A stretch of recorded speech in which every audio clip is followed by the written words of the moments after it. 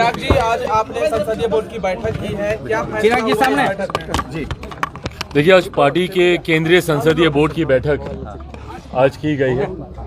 इस बैठक में कई तरीके के फैसलों पर मोहर लगानी जरूरी थी। आप सब जानते हैं कि चुनाव की घोषणा हो चुकी है, अधिसूचना जारी हो गई और पहले फेज के नामांकन की प्रक्रिया भी अब शुरू हो रही है।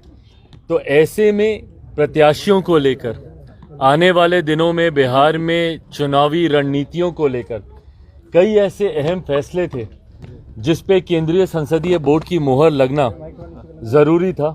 इन तमाम विषयों पर आज चर्चा हुई, कई प्रस्ताव भी पारित किए गए। मैं बोर्ड के तमाम सदस्यों का धन्यवाद करता हूं कि कई ऐसे फैसले हैं जिसको लेने के लिए बोर्ड के सदस्यों के द्वारा पार्टी का राष्ट्रीय अध्यक्ष होने के नाते उसके लिए मुझे अधिकृत किया गया है। फैसले लेने के लिए मुझे पार्टी की तरफ से मेरे नाम का चयन किया गया है। ऐसे में पार्टी के पार्लियामेंट्री बोर्ड के तमाम सदस्यों का भी मैं धन्यवाद करता हूं। बट हाँ, अब इसके बाद पूरी तरीके से हम लोग बिहार में अब कूच कर जाएंगे और आने वाले दिनों में एक बड़े रन की ओर हम लोग अग्रसर हो रहे हैं। लक्ष्य हम सबका है 400 से ज़्यादा सीटें जीतने का। प्रधानमंत्री आदरणीय नरेंद्र मोदी जी के इस लक्ष्य को गठबंधन के तहत हम तमाम साथी मिलकर हम लोग जीतेंगे, ये विश्वास है। उम्मीदवारों की सूची प्रत्याशियों के नाम पर चर्चा चल रही है। कुछ नामों का सुझाव बिहार संसदीय बोर्ड के द्वारा आया है, उस पर भी आज चर्चा हुई है। पर मुझे लगता है अगले 2 से 4 दिन में तमाम नामों पर सहमति बन जाएगी। 5 सीटों के प्रत्याशियों के नामों पर सहमति बन जाएगी और 4 से 5 दिन के भीतर उसकी घोषणा भी कर दी जाएगी।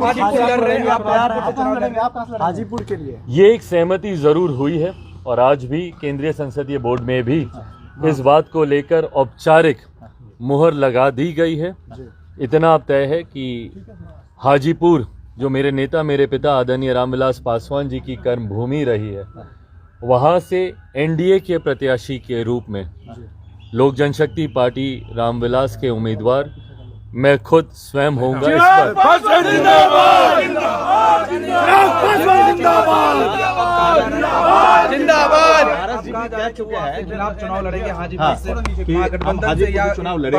भाई बिल्कुल स्वागत चिराग जी, देखिए, मैंने हमेशा हर चुनौती का मैंने डट कर सामना किया।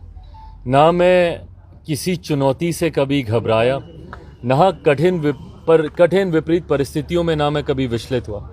ऐसे में इस चुनौती को भी मैं पूरी तरीके से स्वीकार करता हूं।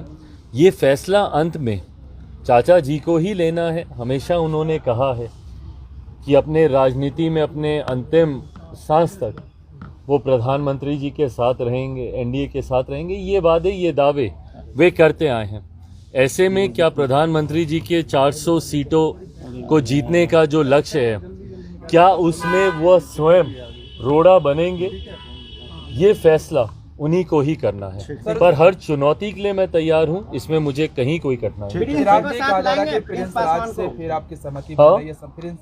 जो आपके भाई हैं, जो अपने भाई हैं, क्या हो सकता है कि छोटे भाई हैं प्रिंस भाई, मैंने बार बार कहा है कि मेरे लिए अब ये सिर्फ राजनीतिक विषय नहीं है, मेरे लिए ये पारिवारिक विषय भी है। ये फैसले ऐसे फैसले हैं जो राजनीतिक दृष्टि से पार्टी को ही नहीं लेने हैं, बल्कि पारिवारिक दृष्टि से परिवार के सदस्यों को भी लेने हैं। ये वो फैसले हैं जिसमें तकलीफ मेरी माँ, मेरी बहनों, मेरे भाइयों को, मेरे जीजा जी को, मेरी फूआ फूफा जी को, परिवार के हर एक सदस्य को इससे तकलीफ हुई है। पर मैं इतना भी मैं ज़रूर कहूँ कि पार्टी से, परिवार से अलग होने का फैसला तब भी उन्हीं का था। आज परिवार के साथ पुनः कोई जुड़ना चाहता है, नहीं जुड़ना चाहता है, आज भी ये फैसला उन्हीं का ही रहे।